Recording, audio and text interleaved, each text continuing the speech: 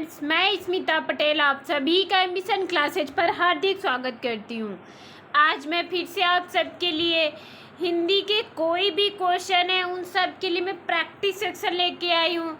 हर exam में हिंदी वही topic होते हैं, रस, छंद, अलंकार, संज्ञा, सर्वनाम, विशेषण, विकारी, अविकारी, तत्सम, तद्भव, बिल्कुल सेम वही हिंदी के टॉपिक होते हैं जो हर एक एग्जाम में पूछे जाते हैं और हर एक एग्जाम में हिंदी कंपलसरी भी रहता है।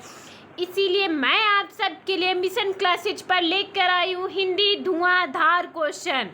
हिंदी के ऐसे धुआंधार क्वेश्चन है कि आप लोग करते ही एग्जाम में जाएंगे, आपको लगेगा वाओ, एम्बिशन क्लासेज पर तो इतने अच्छे क्वेश्चन कराएंगे कि वही सेम टू सेम वही हूबहू क्वेश्चन एग्जाम में आ रहे हैं जो एम्बिशन क्लासेज पर कराए गए।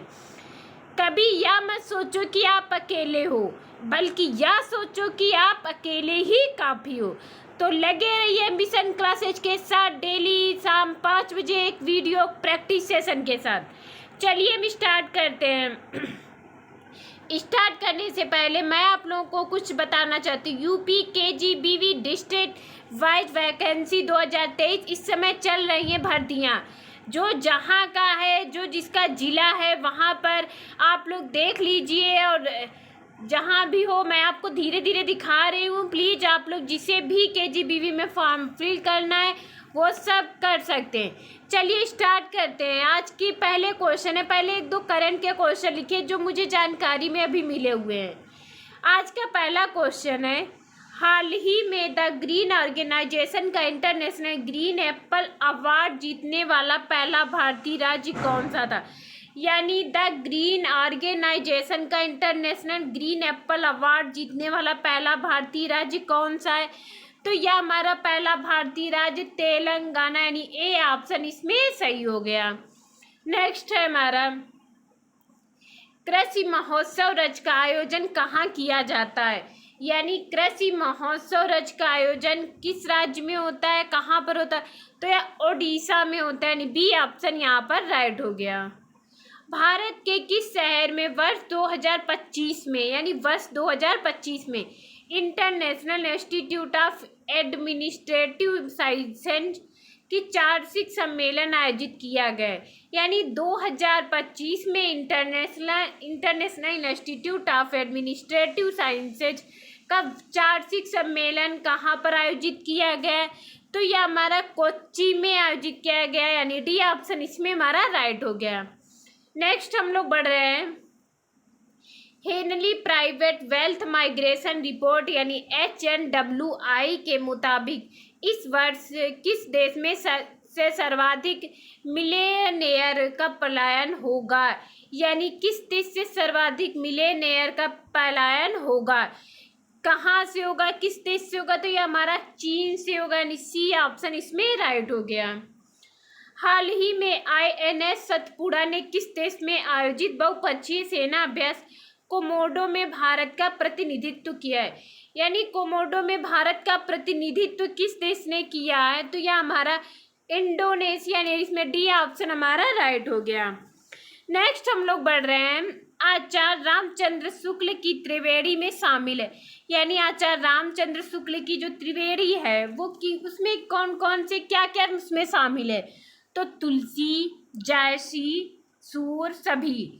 तो इसमें हमारे तुलसी भी शामिल है, जायसी भी शामिल है, सूर भी शामिल है, यानी सभी। डी ऑप्शन इसमें राइट हो गया। नेक्स्ट है हमारा, स्वर्ग का सही संधि विच्छेद क्या है। अब इसमें स्वर्ग का पूछा गया, स्वर्ग का सही संधि विच्छेद क्या है। स्व प्लस गा, सु प्लस गा, स्वर प्लस गा, सु प्लस अर्घ, यानी इसमें डी ऑप्शन हमारा राइट हो गया।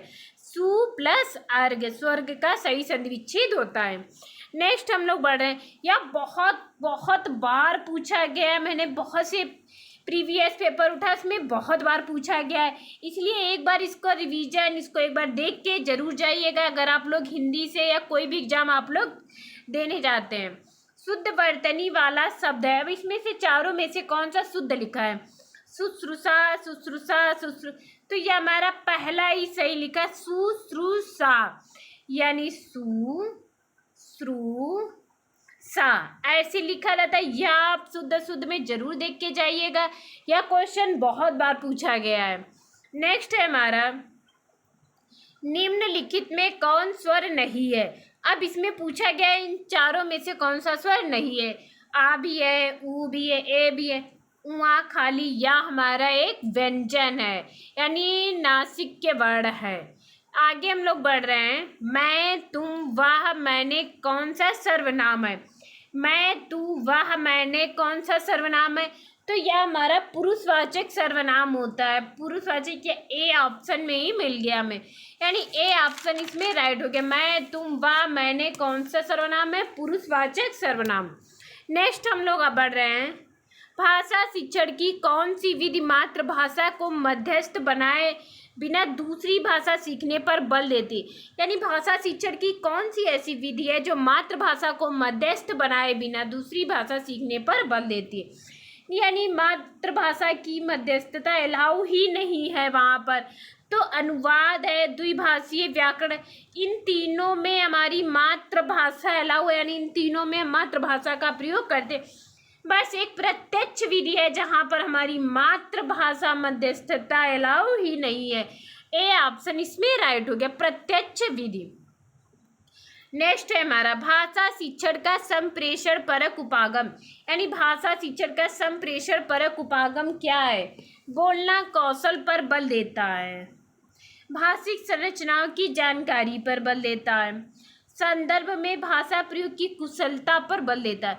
अब इसमें पूछा गया भाषा शिक्षण का संप्रेषण परक उपागम मातृभाषा प्रयोग का निषेध करता है, यानी संदर्भ में भाषा प्रयोग की कुशलता पर बल देता है भाषा शिक्षण संप्रेषण परक उपागम।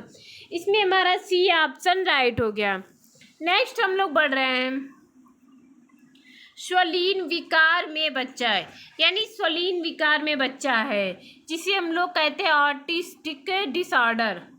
अपने ही कार्यों में लीन रहता है, अपने हाथ पैर हिलाने में कठिनाई का अनुभव करता है, सामाजिक अंतःक्रिया और संप्रेषण में कठिनाई का अनुभव करता है। सामाजिक अंतःक्रिया, संप्रेषण में कठिनाई, अक्सर खाने से मना कर देता है। तो यानी स्वलीन विकार का बच्चा है जो सामाजिक अंतःक्रिया और संप्रेषण में कठिनाई का अनुभव करता है, यानी वो समाज के साथ बहुत देर में घुल मिल पाता है, वहाँ पर वो लोगों के साथ बातचीत करने में वो कठिनाइयों का अनुभव करता है, यानी इसमें से हमारा सी ऑप्शन राइट हो गया। नेक्स्ट है हमारा एल.एस. वाइगोस्की के अनुसार, यानी वाइगोस्की के अनुसार क्या है। भाषा एक अर्जित योग्यता है, ये तो हम सबको पता है, नहीं होगा। भाषा चिंतन और निर्धारित करती है, चिंतन भाषा को निर्धारित करता है, यानी पियाजे ने कहा था कि पहले चिंतन आएगा, विचार आएगा, फिर उसके बाद में भाषा आती है। भाषा एवं चिंतन एक दूसरे से स्वतंत्र रूप से विकसित होते हैं, यह हमारा वाइगोत्स्की का मानना था, यानी डी ऑप्शन इसमें राइट हो गया। बच्चे भाषा सीखने की क्षमता के साथ पैदा होते हैं, मुख्यतः यह किसका विचार है। यानी बच्चे भाषा सीखने की क्षमता के साथ ही पैदा होते हैं।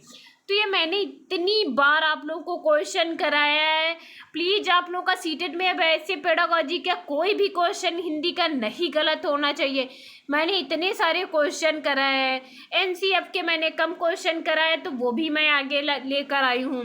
राष्ट्रीय पाठ्यचर्या की रूपरेखा यानी एनसीएफ 2005 के अनुसार छात्रों को तक नृत्य के मूल लक्षणों से परिचित करवा दिया जाना चाहिए। यानी राष्ट्रीय पाठ्यचर्या एनसीएफ 2005 के अनुसार छात्रों को नृत्य के मूल लक्षणों से परिचित, यानी एनसीएफ कहती है कि बच्चे को नृत्य के मूल डांस उन्हें सिखाया जाना चाहिए। तो ये किस स्तर, किस चरण के बच्चों तक की, प्राथमिक यानी प्राइमरी लेवल के बच्चे तो नहीं सीख पाएंगे, माध्यमिक स्तर, उच्च प्राथमिक चरण यानी 6 से 8 तक की होता है जूनियर जिसे बोलते हैं, यानी उच्च प्राथमिक स्तर के बच्चों को हमें डांस यानी नृत्य की क्लास को लेना चाहिए, क्योंकि 6 से 8 क्लास वाले मानसिक रूप से क्रियात्मक रूप से बहुत एक्टिव रहते हैं सीखने में, यानी इसमें सी ऑप्शन हमारा राइट हो गया। नेक्स्ट हम लोग बढ़ते हैं। निम्न में से कौन प्री स्कूल के लिए गुणवत्ता संबंधित मुद्दा नहीं है। यानी प्री स्कूल के लिए गुणवत्ता संबंधित मुद्दा नहीं है। अप्रभावी अध्यापन, पैतृक सहयोग की कमी, प्रशिक्षित शिक्षक की कमी। अब प्रशिक्षित शिक्षक की कमी, जैसे प्राइवेट स्कूलों में आजकल क्या चल रहा है कि बीएड अगर कर रहा है कोई तो रुपए जमा करके वो घर बैठे डिग्रियां ले रहा है, ये प्रशिक्षित शिक्षक की कमी होगी। अनुचित पाठ्यक्रम, ये भी, यानी पैतृक सहयोग की कमी। अब उसने पूछा क्या प्री स्कूल के लिए गुणवत्ता संबंधित मुद्दा नहीं है, जिसके पेरेंट्स या गार्जियन नहीं है क्या वो बच्चा पढ़ता नहीं, ऐसा नहीं है। उसके जिसके बच्चे माता पिता नहीं होते उन बच्चों की सारी जिम्मेदारी एक टीचर पर दी जाती है, यानी शिक्षक को दी जाती है कि आप इस बच्चे पर ज़्यादा ध्यान दें, यानी इस बच्चे को भी ध्यान दें, यानी इसमें बी ऑप्शन हमारा राइट हो गया। एनसीएफ 2005 में कक्षा 2 तक गृह कार्य की अनुशंसा नहीं की गई है, ये राइट है, यानी कक्षा 1 से 2 तक की क्लास के बच्चों को गृह कार्य नहीं देना है। कक्षा 3 से प्रति सप्ताह कितने घंटे गृह कार्य की अनुशंसा की है, यानी कक्षा 3 से हमें गृह कार्य देना है बच्चों को, लेकिन ये कितने घंटे है, यानी 2 घंटे से ज़्यादा। एनसीएफ 2005 में कहा गया है कि कक्षा 3 से जो 4-5 बच्चे हैं उनको 2 घंटे से ज़्यादा गृह कार्य ना दिया जाए। 1 से 2 वालों के लिए गृह कार्य ना दिया जाए। बाल केंद्रित शिक्षा होना अनिवार्य है। विद्यालय को घर से ही जोड़ा जाए, यानी विद्यालय ज़्यादा दूर ना हो, घर के आसपास ही हो। लचीलीपन शिक्षा हो, रटंत विद्या को दूर करना है, यानी इसमें बी ऑप्शन हमारा राइट हो गया। विद्यालय में बच्चों को शारीरिक दंड और मानसिक उत्पीड़न, अब यानी विद्यालय में बच्चों को शारीरिक दंड और मानसिक उत्पीड़न अब बिल्कुल नहीं दे सकते। अगर कोई भी शिक्षक देता है तो उसे फिर सजा का जुर्माना भी लगता है और 1 साल की सजा भी मिलती है, यानी पूर्णतः प्रतिबंधित है, यह हमें बिल्कुल नहीं देना है। चाहे बच्चा जितनी भी शरारत करे, कुछ भी करे, यहाँ तक कि शिक्षक को क्यों ना मारने लगे, लेकिन बच्चे को नहीं छूना है, वरना उस पर सजा हो जाएगी। यही हमारे 20 क्वेश्चन आज के समाप्त होते हैं। प्लीज़ आप लोग ज़्यादा से ज़्यादा सब्सक्राइब कीजिए, शेयर कीजिए, लाइक कीजिए। Thank you class.